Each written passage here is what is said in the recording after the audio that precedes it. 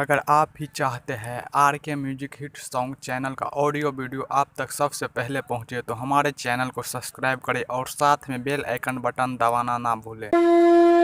बोली बोली स्वरनाथ की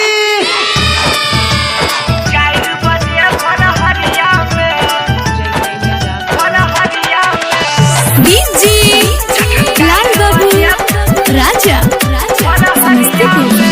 चढ़ल सावन बड़ा भीड़ लगै छै बाबा के दुआरिया में। हाँ बाबा के दुआरिया में बाबा मोटे सर दुआरिया में चला है भौजी जल चढ़ब 4 बजे भोर हरिया में।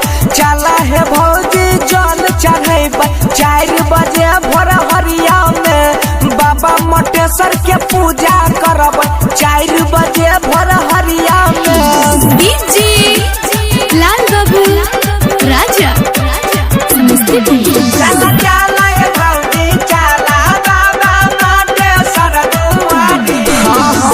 मुंगेर घाट से जल उठाइबै पिन्ह के गेरुआ सरिया में। हाँ पिन्ह के गेरुआ सरिया में। हाँ पिन्ह के गेरुआ सरिया में बाबा मोटेश्वर के पूजा करब 4 बजे भोर हरिया में।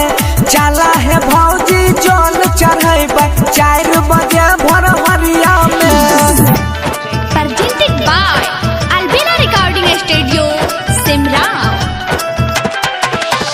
डीजे लाल बाबू राजा हाँ बाबा खातिर भंगिया धातुर किन लेबै बजरिया में। हाँ किन लेबै बजरिया में है किन लेबै बजरिया में। चला है भौजी जलो चढ़ब 4 बजे भोर हरिया में बाबा मोटेश्वर के पूजा करब 4 बजे भोर हरिया में। बोला बम के नारा है भौजी लगैबै चलते डगरिया में। है लगैबै चलते डगरिया में। हाँ लगैबै चलते डगरिया में बाबा मोटेश्वर के जल चढ़ब 4 बजे